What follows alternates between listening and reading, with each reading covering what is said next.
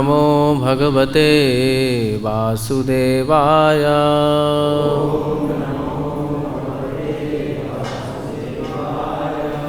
ओम नमो भगवते वासुदेवाय।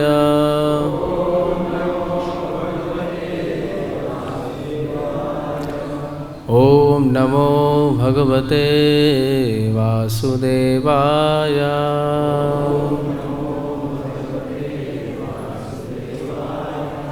नारायणं नमस्कृत्य नरं चैव नरोत्तमं देवीं सरस्वतीं व्यासं ततो जयमुदीरयेत्। नष्टप्रायेषु भद्रेषु नित्यं भागवत सेवया भगवती उत्तम श्लोके भक्तिर्भवति नैष्ठिकी।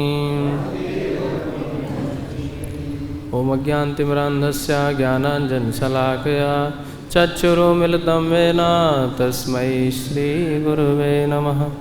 वन्देऽहं श्रीयुतापदकमलं श्रीगुरून् वैष्णवांश्च श्रीरूपं सहगजातान् सहगणा रघुनाथान्वितं तं सजीवं साद्वैतं सावधूतं परिजनसहितं कृष्णचैतन्यदेवं श्रीराधाकृष्णपादान् सहगणा श्रीललिता श्रीविशाखान्वितांश्च। नमो विष्णुपादाय कृष्णपृष्ठाय भूतले श्रीमते भक्तिवेदान्ता स्वामिनिति नामने। नमस्ते सारस्वती देवे गौरवाणी प्रचारिणे निर्विशेषा शून्यवादी पाश्चात्यदेशतारिणे। नमो महावदन्याय कृष्णप्रेमप्रदायते कृष्णाय कृष्णचैतन्य नाम्ने गौरत्से नमः। हे कृष्ण करुणा सिंधु दीनबंधु जगत्पते गोपेश गोपिका कांत राधा कांत नमोस्तुते। तत्त्वकाञ्चन गौरांगी राधे वृंदावनेश्वरी वृषभानुसुते देवी प्रणमामि हरिप्रिये। वाञ्छाकल्पतरुभ्यश्च कृपा सिन्धुभ्येव च पतितानां पावनेभ्यो वैष्णवेभ्यो नमो नमः। जय श्री कृष्ण चैतन्य प्रभु नित्यानंद श्री अद्वैत गदाधर श्रीवासादि गौरभक्तवृंदा। हरे कृष्णा कृष्णा कृष्णा हरे हरे हरे राम राम राम हरे हरे। मुखं करोति वाचालं पंगुं लंघयते गिरिं यत्कृपाहं वन्दे श्रीगुरुदीनतारिणं परमानन्दमाधवम्। पादो यदीयो प्रथमो द्वितीयो तृतीयैतुर्यो कथितो यदौरु नाभिस्तथा पञ्चमैव षष्ठो भुजान्तरं दोर्युगलं तथान्यो कण्ठस्तु राजन्नवमो यदीयो मुखारविन्दं दशमं प्रफुल्लम् एकादशो यस्य ललाटपट्टं शिरोऽपि तु द्वादशैव भाति तमादिदेवं करुणानिधानं तमालवर्णं सुहितावतारम् अपार संसार समुद्र सेतुं भजामहे भागवता स्वरूपं भजामहे भागवता स्वरूपम्। हरे कृष्ण। आज हम श्रीमद् भागवतम के सप्तम स्कंद में चतुर्थ अध्याय तदनंतर 27 एवं 28वां श्लोक देखेंगे। 27 को एक बार बोल के 28 का पुनरावृत्ति करेंगे। यदा देवेषु वेदेषु गोषु विप्रेषु साधुषु धर्मे मयि च विद्वेषः सावायाशो विनश्यति। यदा जब देवेषु देवताओं में वेदेषु वेदों में गोषु गायों में विप्रेषु ब्राह्मणों में साधुषु साधु पुरुषों में धर्मे धार्मिक नियमों में मई मुझ पूर्ण पुरुषोत्तम भगवान में चा तथा विद्वेषः ईर्ष्यालु साह ऐसा व्यक्ति वै निस्संदेह आशु शीघ्र ही विनश्यति विनष्ट हो जाता है। जब कोई व्यक्ति पूर्ण पुरुषोत्तम भगवान के प्रतिनिधि देवताओं समस्त ज्ञान के प्रदाता वेदों गायों ब्राह्मणों वैष्णवों धार्मिक सिद्धांतों तथा अंततः मुझ पूर्ण पुरुषोत्तम भगवान से ईर्ष्या करता है तो वह तथा उसी सभ्यता दोनों विलंब नष्ट हो जाएंगी। तो वह तथा उसकी सभ्यता दोनों अविलंब नष्ट हो जाएंगे। अब इस श्लोक का हम पाठ करेंगे। निर्वैराय प्रशांताय स्वासुताय महात्मने प्रह्लादाय यदा द्रोह्येत् हनिष्येऽपि वरोर्जितम्। निर्वैराय प्रशांताय स्वासुताय महात्मने प्रह्लादाय यदा द्रोह्येत् हनिष्येऽपि वरोर्जितम्।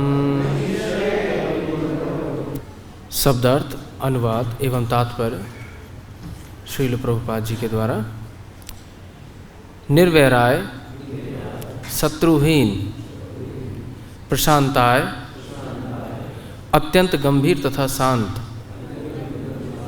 स्वसुताय अपने ही पुत्र को महात्मने महान भक्त प्रह्लादाय प्रह्लाद महाराज को यदा जब द्रोह्येत सताएगा हनिष्ये मैं मारूंगा अपि यद्यपि वर ऊर्जितम ब्रह्मा द्वारा वर प्राप्त है। जब हिरण्यकशिपु अपने ही पुत्र परम भक्त प्रह्लाद को सताएगा, जब हिरण्यकशिपु कृपया पीछे पीछे दोहराएं, अपने ही पुत्र परम भक्त प्रह्लाद को सताएगा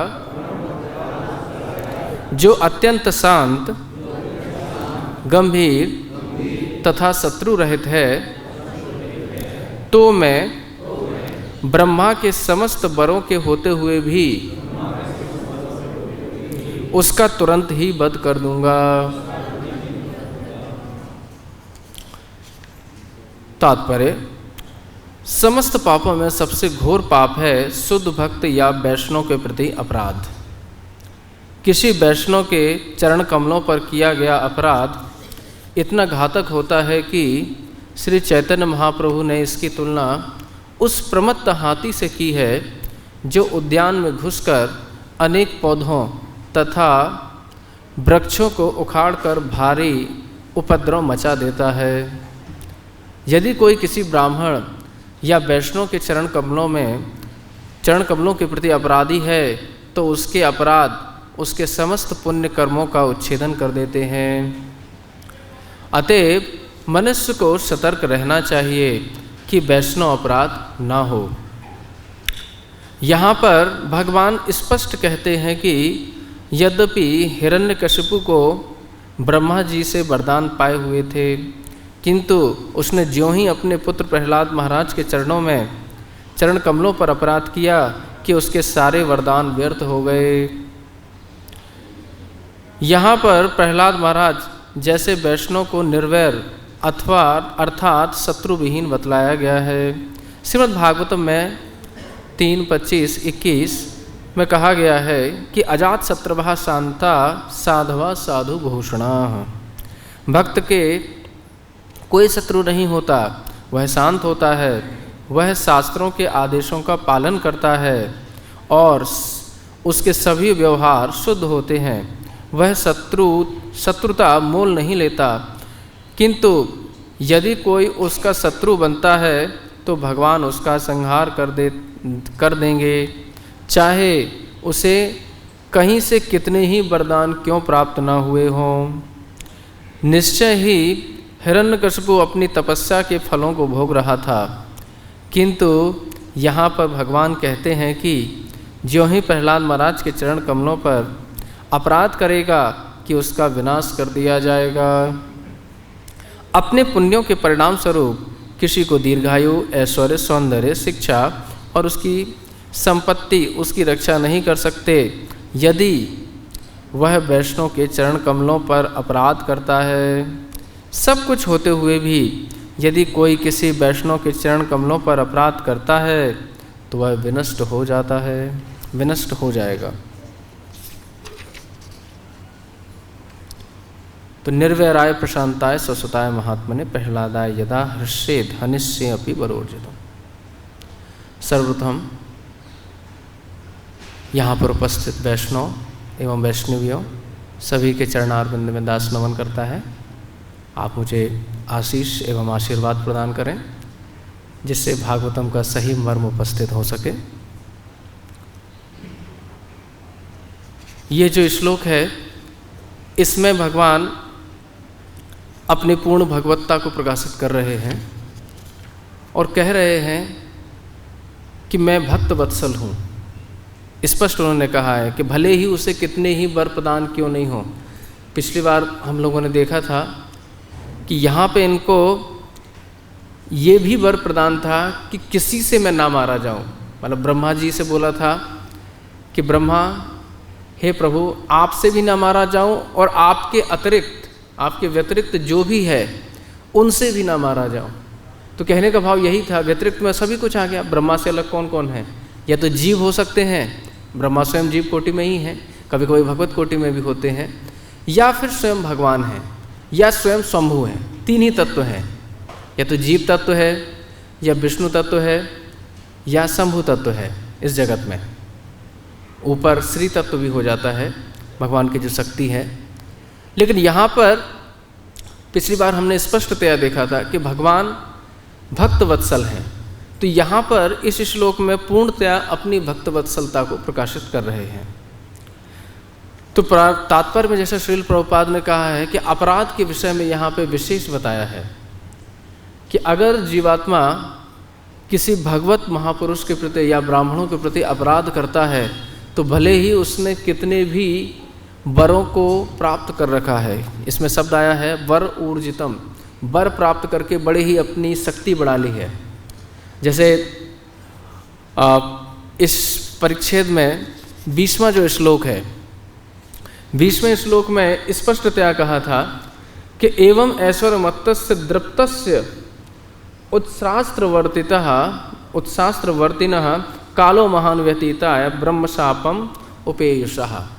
ब्रह्मशाप से, सनक सनंदन सनातन सनत कुमार के शाप से जय विजय को शाप लगा था और उसके फलस्वरूप इनको हिरण्यकशिपु और हिरण्याक्ष का देह प्राप्त हुआ था।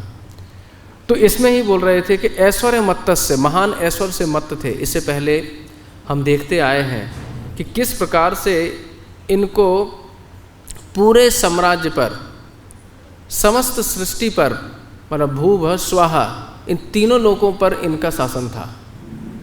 ब्रह्मलोक पर नहीं था, ब्रह्मलोक पे तो ब्रह्मा जी का ही शासन था, लेकिन इन 3 लोकों पर विशेष इनका शासन था। जैसे विष्णु पुराण में एक श्लोक भी आता है, कितना शासन किया इन लोगों ने। हिरण्याक्ष, हिरण्यकशिपु ने कितने, क्योंकि यहाँ पे तो केवल जो मैत्रेय मुनि ने श्लोक बोला है कालो महान व्यतीता, कि महान काल बीता। अब महान काल की परिभाषा क्या है कि एक चतुर्युग, तो उन्होंने कहा है 71 चतुर्युग, यानी एक मनमंत्र। एक मनमंत्र तक ये हिरण्यकशिपु क्या करता रहा, केवल भोग करता रहा 71 मनमंत्र तक। इसके लिए प्रमाण भी है विष्णु पुराण में कि हिरण्यकशिपु भीत्या प्रपलाय सचीपति, सचीपति अर्थात इंद्र। हिरण्यकशिपु भीत्या, हिरण्यकशिपु के भय से जब हिरण्यकशिपु अपनी गदा को लेकर स्वर्गलोक में पहुंचता है तो सचीपति प्रपलाय, पलाय कर गया, प्रकृष्ट रूपेण पलाय कर गया। मतलब फिर वापस नहीं आया अपनी इंद्रपुरी में, अलकापुरी में वापस नहीं आता है, बल्कि उस अमरावती में राजा कौन हो गए थे, हिरण्यकशिपु राजा हो गए थे उस समय। और कितने समय के लिए हुआ, तो बताया गया है कि स्वर्ग राजा परिभ्रष्ट हो, कि स्वर्ग के राज्य से ये जो हिरण्यकशिपु है ये इसने इंद्र को भ्रष्ट कर दिया था। कितने समय के लिए, युगा नाम 1 सप्ततिम, सप्तति मतलब होता है 70, 1 मतलब 71, तो 7, 70 और 1 71, 71 चतुर्युगों के लिए उनको बाहर रहना पड़ा था। किसको, इंद्र को, मतलब वो पदासीन ही नहीं हो पाए थे। तो ये जो कथा है, जो 71 चतुर्युगों को, यानी एक मनमंत्र को जो इसने भोगा, ये है चाक्षुष मनमंत्र की कथा। इसके बाद फिर अभी जो चल रहा है वो वैवस्वत मनमंत्र है, और वैवस्वत मनमंत्र में जाके फिर कहीं प्रहलाद का जन्म होगा, और फिर वो प्रहलाद के जन्म के उपरांत प्रहलाद के प्रति अपराध कर बैठेंगे हिरण्यकशिपु, फिर उनका वध किया जाएगा। अब प्रश्न उठता है कि जब हिरण्यकशिपु तपस्या के लिए गया था, उसने घोर तपस्या की, तो उस समय कयादु गर्भवती थी, कयादु गर्भवती थी। तभी तो पूरा इसमें चर्चा हुई है कि कयादु गर्भवती थी, इंद्र आते हैं और इंद्र उनका वध करना चाहते हैं। कयादु का वध नहीं करना चाहते हैं, कयादु के गर्भस्थ जो शिशु है प्रहलाद, उनका वध करना चाहते हैं। तो वहाँ पे फिर नारद मुनि प्रकट होकर क्या करते हैं, उनको निवारण करते हैं, रोकते हैं और कहते हैं कि तुम इसका वध ही नहीं कर पाओगे। तुम भले ही वध करना का सोच रहे हो, लेकिन वध नहीं कर पाओगे, क्योंकि ये जो बालक है ये कोई सामान्य बालक नहीं है, ये परम भागवत है, भागवत शिरोमणि है। तो जब इंद्र ने ये बात सुनी नारद मुनि की, तो उनकी परिक्रमा करते हैं और वापस चले जाते हैं, और नारद मुनि कयादु को अपने साथ अपने आश्रम में ले जाते हैं। ये कथा आप लोगों ने भली भांति सुनी हुई है। अब यहाँ पे जो विमर्श है वो काल चक्र के बारे में है कि काल चक्र कितना व्यतीत हुआ। तो कयादु चली गई थी नारद मुनि के आश्रम में, वहाँ पे ही रहीं। यहाँ पे जब तक हिरण्यकशिपु तपस्या कर रहा है, तपस्या करने के बाद बल भी उसको प्राप्त हुआ, वरदान प्राप्त हुए कि मैं अजर अमर हो जाऊँ। तो जो भी उसने वरदान मांगे कि यहाँ भी आकाश में भी ना रहूँ, थल में भी ना मरूँ, वरदान प्राप्त करके फिर आता है अपने राज्य पर, जहाँ पे उसका राज्य सिंहासन था। वहाँ से वो जीतना शुरू करता है और स्वर्ग पर्यंत इंद्रदेव का जो सिंहासन है उसको भी जीत लेता है। उसको जीतने के उपरांत फिर क्या करता है, 71 चतुर्युगी तक 71 चतुर्युग तो वो भोग करता है। और उसके बाद अब प्रश्न उठता है कि इतने समय तक क्या कयादू ने प्रहलाद महाराज को प्रसव नहीं किया?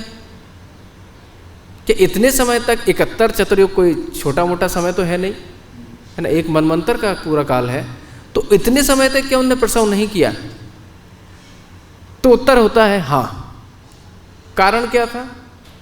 क्योंकि नारद मुनि ने कयादू को इच्छा प्रसव का वरदान दिया था कि तुम जब चाहो तब तुम अपने पुत्र को जन सकती हो। ऐसा क्यों उन्होंने वरदान दिया था? क्योंकि कयादू बड़ी भयभीत थी। उसको भय था कि इंद्र जिस तरीके से अभी आया था, अभी तो नारद मुनि के कहने से वो लौट गया है, लेकिन हो सकता है कि अगर अभी मेरे पुत्र का जन्म हो जाए और अभी इंद्र आ जाए तो उसका वध कर देगा। तो इस भय के मारे उन्होंने प्रसव ही नहीं किया था कयादू ने। तो कहने का तात्पर्य, अब फिर एक प्रश्न उठता है कि जब उनके पति हिरण्यकशिपु आ गए तब तो पुत्र का जन्म हो सकता था, फिर क्या संभावना है?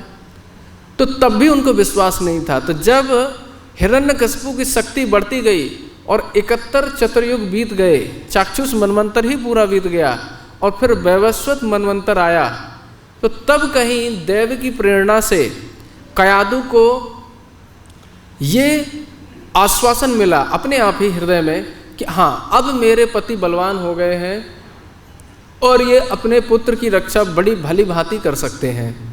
तो फिर उन्होंने ये पूरा एक मनवंतर बीतने के बाद, 71 चतुर्युगी बीतने के बाद उनको प्रसव किया, प्रहलाद का जन्म हुआ।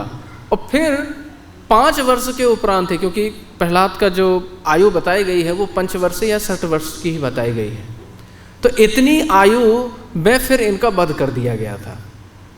मतलब जब 6 वर्ष के हुए थे, 5 वर्ष के प्रहलाद, तब जैसे ही इन्होंने, जो कि यहाँ पे बोला था कि प्रहलादाय यदा द्रोहियेत, जब प्रहलाद से द्रोह करेंगे, प्रहलादाय चतुर्थी विभक्ति का प्रयोग है, प्रहलादाय यदा द्रोहियेत हनिस्से अपि वरोर्जितम, भले ही ये वर से संपन्न है, इसको खूब शक्ति प्राप्त हुई है, खूब सारे वरदान इसने प्राप्त किए हैं, तो भले ही करता रहे, अगर कोई व्यक्ति मेरे भक्त को हानि पहुंचाएगा, कोई द्रोह करेगा, तो मैं उसको नहीं सह सकता। भगवान स्पष्टतया यहाँ पे कह रहे हैं, क्योंकि भगवान है क्या?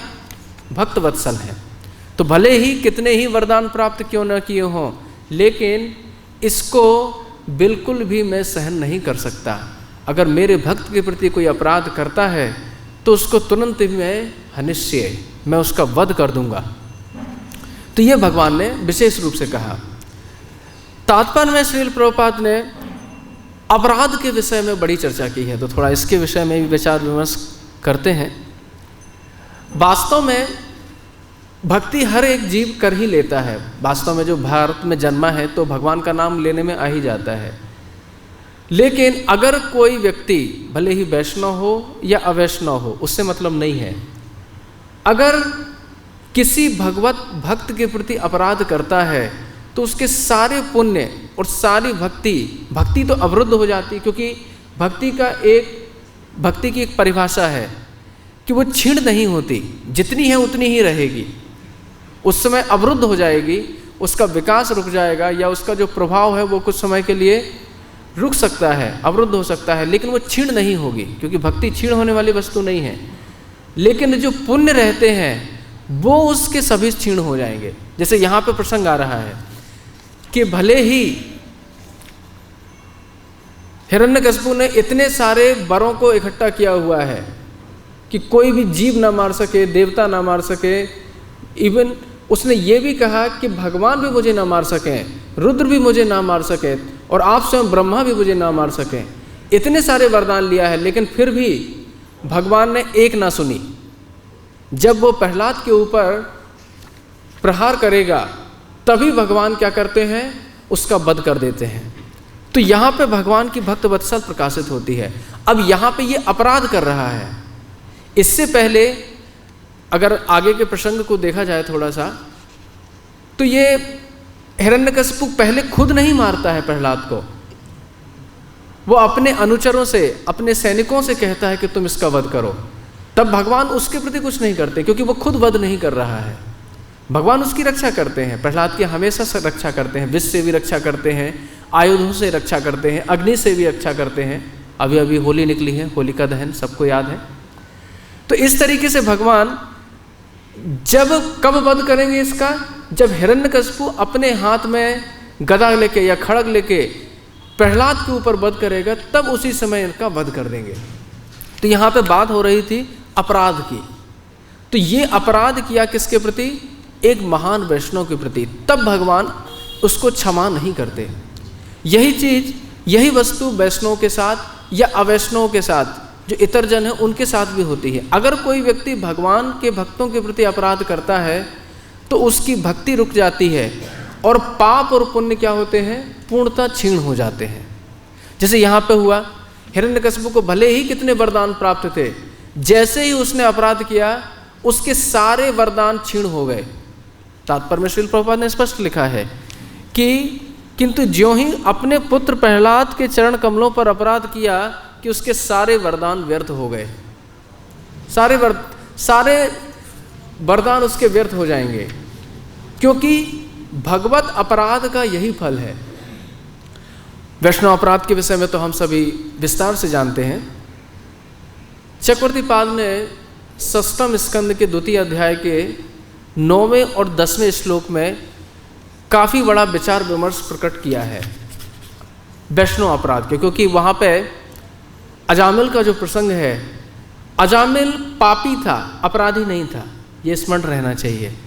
इसलिए भले ही उसने कितने पाप किए हों, क्योंकि उसने जो भी कुछ हानि पहुंचाई थी जन सामान्य को, उसमें से कोई वैष्णव नहीं था, उसका ये अच्छा भाग्य था।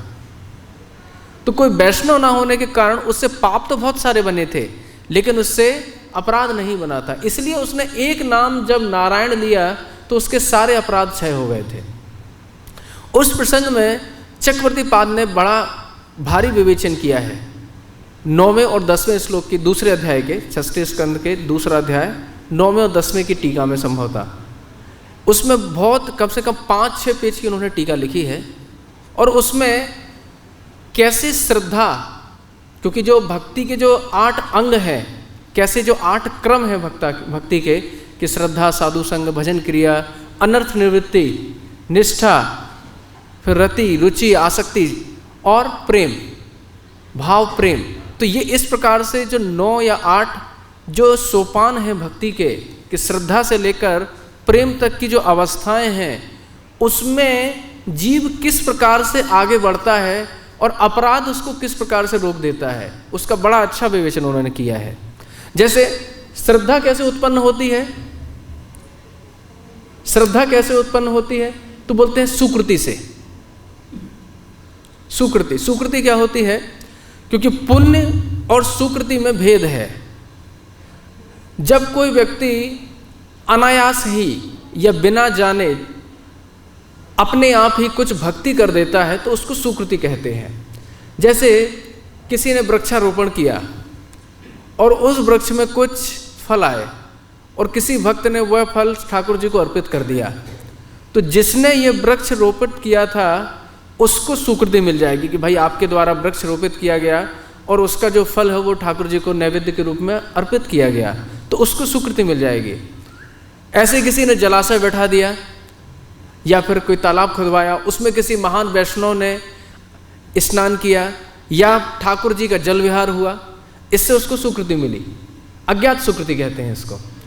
तो ऐसी सुकृति जब उत्तरोत्तर बढ़ती जाती है, धीरे धीरे बढ़ती जाती है, तो सुकृति बढ़ने के बाद जब काफ़ी मात्रा में इकट्ठी हो जाती है तो उस जीव की भक्तों के प्रति और भगवान के प्रति, श्री विग्रह के प्रति क्या होती है, एक विशेष श्रद्धा उत्पन्न हो जाती है। तब वह विशेष श्रद्धा उसको भक्ति करने के प्रति उन्मत्त कर देती है कि उसको जन्म, भगवान का जो जप है या कीर्तन है या भगवान की जो कथा है, उसमें एक विशेष रुचि उत्पन्न हो जाती है। तो ये सुकृति का प्रभाव है। चैतन्य चरितामृत में भी इसका विशेष उपाख्यान है।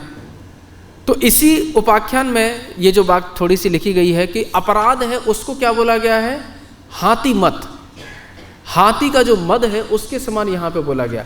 अब श्रद्धा उत्पन्न हो गई किसी जीव की, साधुओं का संग भी करने लगा, लेकिन कदाचित अगर वो किसी वैष्णव के प्रति अपराध कर देता है तो फिर क्या होता है, उसकी जो रुचि है भगवान के प्रति या भक्तों के प्रति या कथा के प्रति या श्री हरिनाम के प्रति, वह रुचि अवरुद्ध हो जाती है। फिर उसका जप करने में इतना विशेष मन नहीं लगेगा, कीर्तन में रुचि नहीं आएगी, कथा श्रवण करने में कोई आनंद प्राप्ति नहीं होगी।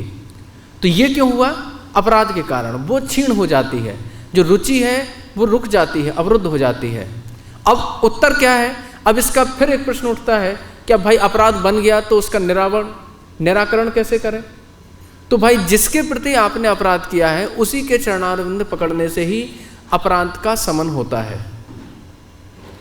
चक्रवर्तीपाद ने वहां पे कई विवेचन किए। अब जैसे माधुर कादम्बिनी एक ग्रंथ है, चक्रवर्तीपाद के द्वारा निरूपित है, उसमें ये 8 भावों का ही बड़ा अच्छा विवेचन है कि श्रद्धा से पर कैसे भजन कैसे करता है, साधु संग कैसे करता है, और एक एक सोपान में कैसे व्यक्ति का क्रमिक विकास होता है।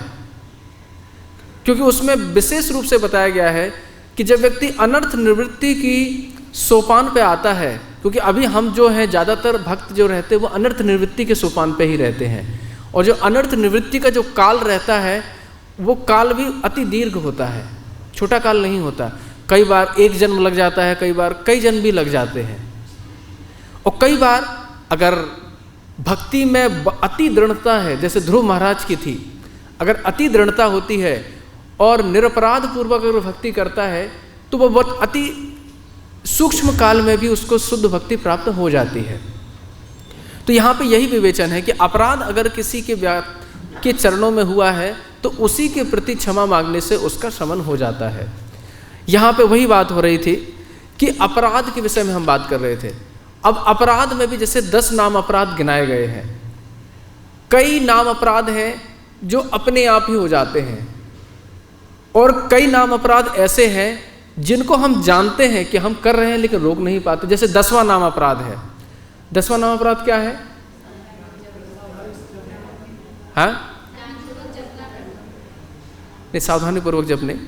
10वां है कि अगर कोई व्यक्ति जानबूझ के विषयों में आसक्त रहता है तो ये भी एक अपराध है। अब कोई व्यक्ति है, अब वो बेचारा विषयी है, उसको मालूम है कि मुझे शुद्ध भक्ति करना है लेकिन वो कर ही नहीं पा रहा है, और विषयों में उसकी स्वाभाविक आसक्ति, उसमें उस व्यक्ति का क्या दोष है, आप ये बताइए। माने आपसे कहा जा रहा है कि आप विषयों के प्रति आसक्त मत होइए और भक्ति करिए। अब उस जीव की स्थिति देखिए, उसकी स्वाभाविक प्रीति विषयों के प्रति है, और हरिनाम सुनता है तो नींद आ जाती है, कथा सुनता है तो नींद आ जाती है। अब वो करे तो करे क्या? कुछ नहीं कर सकता। लेकिन फिर भी अगर कोई जीव दृढ़ प्रतिज्ञ है, ध्रुव की तरह, ध्रुव महाराज की तरह, प्रहलाद महाराज की तरह, और कई वैष्णव से अनुनय विनय करता है कि हे प्रभु, हे वैष्णव, मेरे ऊपर कृपा करिए और मैं इस द्वेष से पीड़ित हूँ, इस अपराध से पीड़ित हूँ, कृपया इसका निवारण करिए। तो जब कई वैष्णव उसके ऊपर कृपा करेंगे तो निश्चित ही वो उससे निवृत्त हो जाएगा। क्योंकि जो वैष्णव कृपा है इसका कोई पारावार नहीं है। हम लोग वैष्णव के संग में रहते हैं, इसलिए वो वैष्णव की महिमा से कभी कभी चूक हो जाती है, भूल जाते हैं। लेकिन एक बार नाम लेने की इतनी महिमा है कि करोड़ों अश्वमेघ करने वाले की इतनी महिमा नहीं है। तो यहाँ पे तो जितने भी वैष्णव हैं रोज प्रतिदिन कम से कम 16 माला का जाप तो करते ही हैं, तो कितनी महानता है हम अनुमान लगा सकते हैं। तो इसलिए अब बात करते हैं कि जो सबसे गहनतम और सबसे भारी भरकम जो अपराध हैं वो कौन से हैं? इसके लिए 2 ही अपराध हैं। गुरु अवज्ञा, कि जो गुरु अवज्ञा है वो सबसे बड़ा अपराध है, कि गुरु जो आदेश दें और उसके विरोध में अगर कोई कार्य करने लगे तो फिर उसकी भक्ति में कोई स्थिति नहीं रहेगी, वो तुरंत ही भक्ति से गिर जाएगा, पतित हो जाएगा। और दूसरा सबसे गहनतम अपराध है वह है 7वां अपराध, कि नामनो बलादस्य ही पाप बुद्धि।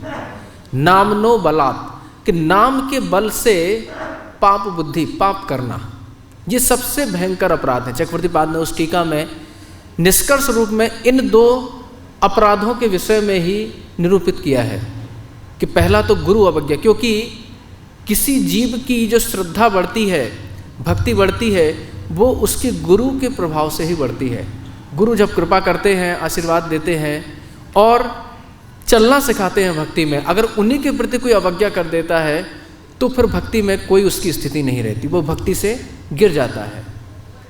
और दूसरा अपराध है नाम के प्रति अपराध। अब नाम के प्रति अपराध बड़े ही, इसके प्रति बड़ा ही गंभीर रहना चाहिए, क्योंकि ऐसा कहा जाता है कि अगर कोई व्यक्ति भगवान के प्रति अपराध करता है तो अगर नाम का आश्रय ले तो वो अपराध क्षीण हो जाता है, और अगर नाम के प्रति कोई अपराध करे तो क्या होगा, क्योंकि नाम अपराध और वैष्णव अपराध एक ही कैटेगरी में माने गए हैं, एक ही श्रेणी में है दोनों। नाम अपराध और वैष्णव अपराध एक ही है, क्योंकि जैसे ही व्यक्ति वैष्णव के प्रति अपराध करता है तुरंत ही उसका जो नाम है वो रुक जाता है, या नाम के प्रति जो रुचि है, क्योंकि कई बार अपराध करने के बाद भी हम नाम लेते हैं लेकिन रुचि में फर्क आता है, हम देख सकते हैं, क्योंकि ये आत्म अवलोकन करने वाली वस्तु है, ये केवल कहने सुनने वाली बात नहीं है। क्योंकि जब हम अपराध करते हैं तो हम खुद अनुभव करते हैं। अगर हमने किसी को दुर्वचन कहे, कुछ कष्ट दिया किसी वैष्णव को, तो हम देखते हैं कि हमें ही हीनता महसूस होती है। जैसे सनातन गोस्वामी पाद, रूप गोस्वामी पाद का बड़ा विशेष उदाहरण आता है चैतन्य चरितामृत में, कि वो भजन कर रहे थे, है ना, सभी ने देखा है, ये दृष्टांत सुना हुआ है, और भजन करने के आवेश में लीला स्मरण कर रहे थे। लीला स्मरण पूर्वक वो दर्शन कर रहे थे कि श्री राधा रानी भगवान श्री कृष्ण के कंधे पे चढ़ी हुई हैं और ऊपर जो पुष्प है उसका चयन कर रही हैं, और कृष्ण विनोद करते हुए वहाँ से हट गए। तो राधा रानी ने एक हाथ से डाली पकड़ी हुई थी, एक हाथ से पुष्प चयन कर रही थी, उनके जो श्री चरणारविंद हैं वो भगवान के कंधे पर थे। अब भगवान नीचे बैठ गए। अब जो राधा रानी है इतनी शोकमलांगी हैं, इतनी हल्की हैं कि वह उसमें लटकी रह गई और डाली टूटी नहीं, वैसे चिन्मय न डाली है, और इस तरीके से वो खड़ी हुई हैं और इस तरीके से कृष्ण की तरफ देख रहे हैं कि कृष्ण कब खड़े होंगे और मैं उनके ऊपर फिर से आश्रित हो जाऊंगी। तो ये लीला देख के उनको बड़ा ही हास्य हुआ और वो हंसने लगे। और वहीं श्री वृंदावन धाम की ही घटना है, और वहीं क्या हुआ था, एक वैष्णव कि जो कोई पंगु थे, थोड़े लंगड़ा कर चलते थे, अपाहिज थे, तो वहाँ से निकल रहे थे।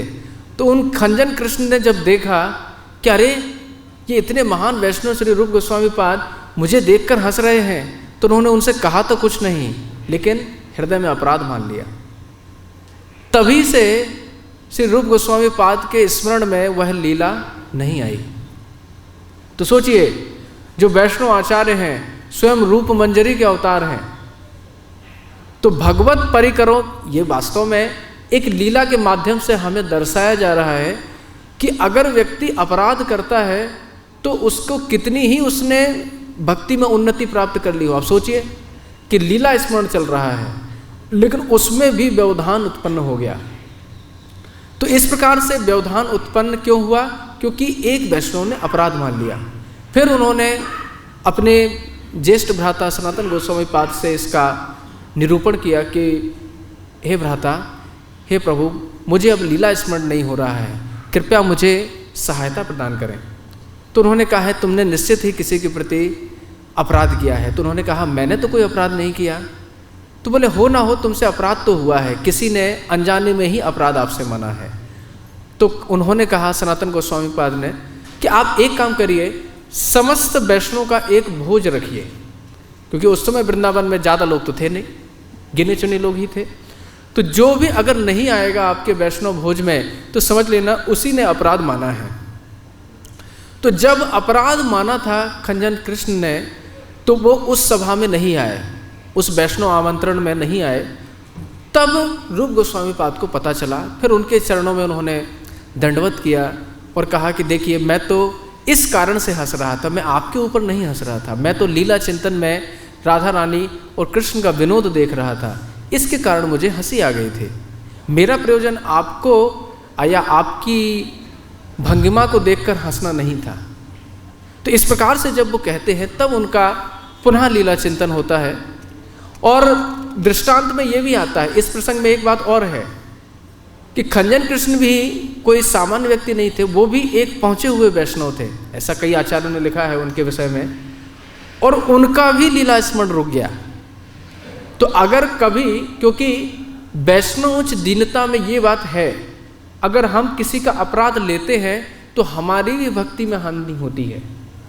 इसलिए चैतन्य महाप्रभु के द्वारा जो उपदेश दिया गया है कि तृणादपि सुनिचेना तरुरिवा सहिष्णुना, कि हमें सहनशील होना चाहिए, क्योंकि इसमें तात्पर्य में श्रील प्रभुपाद ने कहा है कि अजात शत्रुवा शांता साधु साधु भूषणवा, क्योंकि साधुओं का भूषण ही है सहनशीलता। अगर हम सहन नहीं करेंगे, बार बार अपराध लेंगे, या हम मानेंगे कि इसने हमारे प्रति, ये हमारे प्रति ऐसा भाव क्यों रखे हुए हैं, तो इसमें हो सकता है उसका भाव ही ऐसा ना हो, हम ऐसा मान बैठे हों।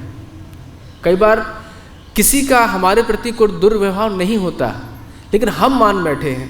अब हम ऐसा अनुभव करने लगे कि हम महान वैष्णव हैं और जितने भी लोग हैं मुझे दंडवत करें, ऐसा कोई अगर सोच ले तो अब वो सबके प्रति ऐसा सोचे कि ये लोग, इन लोगों की कोई वैष्णवता नहीं है, इनमें कोई दीनता नहीं है, ये लोग मुझे दंडवत क्यों नहीं कर रहे हैं, तो इसमें आपकी ही हानि है। कोई आपको दंडवत क्यों करे भला? तो ये उस व्यक्ति की हीनता है। तो क्योंकि भावना उल्टी होनी चाहिए वैष्णव की, होनी क्या चाहिए कि मैं समस्त वैष्णव को दंडवत करो, दूसरे से दंडवत की अपेक्षा नहीं करनी है। जैसे रघुनाथ दास गोस्वामी पाद, उनकी लीला में आता है कि वह नित्य प्रतिदिन कई हजार वैष्णव को दंडवत करते थे। अब एक वक्त प्रश्न उठा रहे थे कि भाई उस समय तो वृंदावन में इतने हजार वैष्णव ही नहीं थे, तो वो दंडवत किसको करते थे? भाई वैष्णव होना भी तो चाहिए ना दंडवत करने के लिए। तो कुछ लोगों ने बताया, इसका निष्कर्ष निकाला कि वो मानसिक दंडवत करते थे, कि भाई कोई मायापुर में होगा उस समय कोई भक्त, तो उनको भी दंडवत करते थे वैष्णव मानसिक। अब कोई जगन्नाथपुरी में वैष्णव होंगे, क्योंकि उस समय महाप्रभु के कई परिकर जगन्नाथपुरी में थे, कई नवद्वीप में थे, कई वृंदावन में थे, कई अन्य क्षेत्र में भी थे। जैसे दक्षिण भारत में जब चैतन्य महाप्रभु यात्रा करने गए तो वहाँ पे भी कई वैष्णव हुए, क्योंकि महाप्रभु की कृपा से सभी को भक्ति प्रदान हुई थी। और महाप्रभु तो दर्शन, जो भी दर्शन कर लेता था वो वैष्णव हो जाता, तो कितने वैष्णव नहीं हुए होंगे। तो उन सभी वैष्णव के प्रति वो दंडवत प्रणाम करते थे, भले ही वो उस समय उनके साक्षात विराजमान हो या ना हो, मानसिक दंडवत करते थे। तो इस तरीके से उन्होंने सभी के प्रति दंडवत किया। और जब इस प्रकार से आचार्य हमें सिखाते हैं, एक भक्त निरूपण कर रहे थे कि जो षड गोस्वामी हैं ये हमारे मुख्य आचार्य हैं, ये हमें, क्योंकि चैतन्य महाप्रभु के कई सारे परिकर हुए। अब कोई वैष्णव सोचने लगे कि हम पुंडरिक विद्यानिधि का हम अनुकरण करेंगे, कि वो जैसा विलासिता में रहते थे कि ठाट बाट से बैठे हुए हैं, पान की पीकदान है, स्त्रियां खड़ी हुई हैं उनकी सेवा में, इत्र फुलेल सब कुछ है, इस तरीके से हम वैष्णव भक्ति करेंगे, तो वो गलत सोच रहा है। अब राय रामानंद जी जो देव कन्या है, देव कन्या के विषय में आप लोगों ने सुना हुआ था। पहले क्या होता था, मंदिर परिकर में कुछ नृत्यांगनाएं होती थी, और वो नृत्यांगनाएं विशेष होती थी, वो केवल भगवान की प्रीति विषयक नृत्य करती थी, और उनका जो भोजन सामग्री और उनका रहना और उनकी शुचिता, उसके विषय में मंदिर परिसर ही पूरा ध्यान रखता था।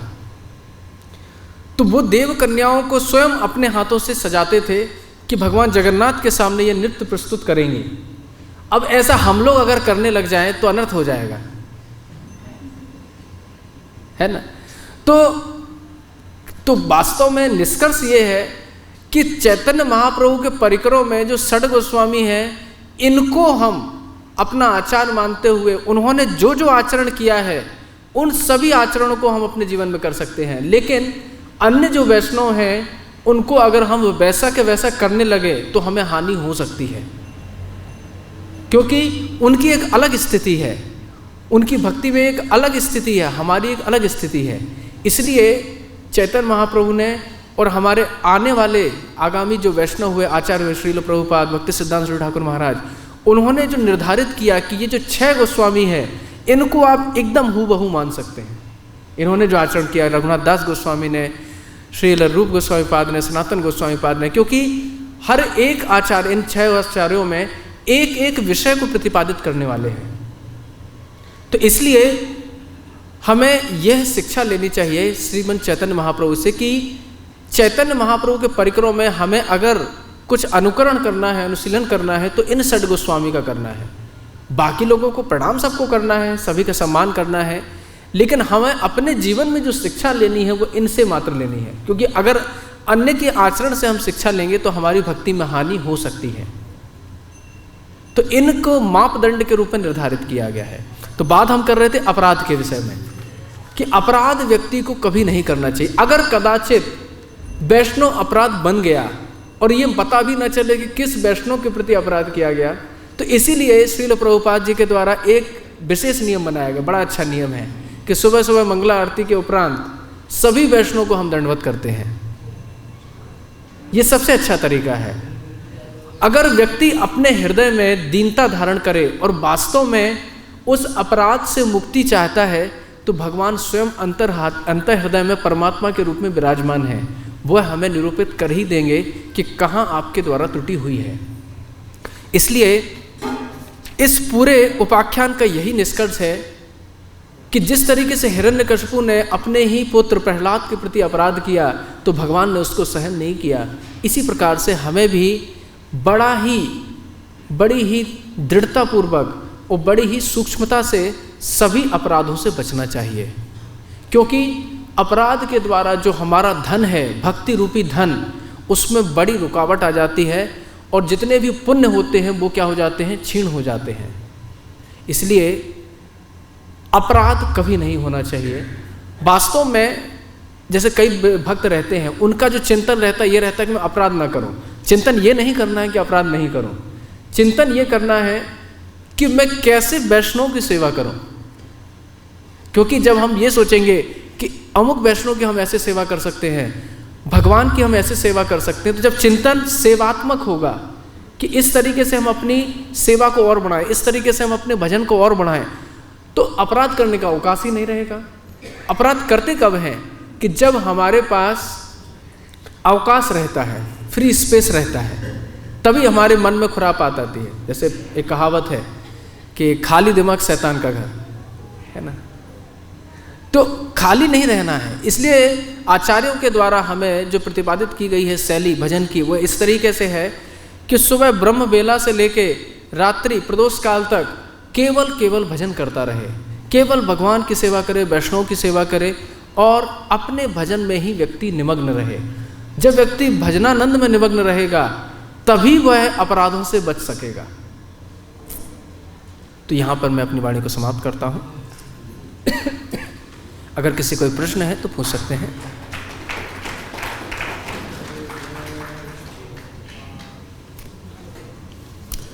ग्रंथराज श्रीमद् भागवतम की, श्रील प्रभुपाद की, अनंत कोटि वैष्णव भक्त वृंद की।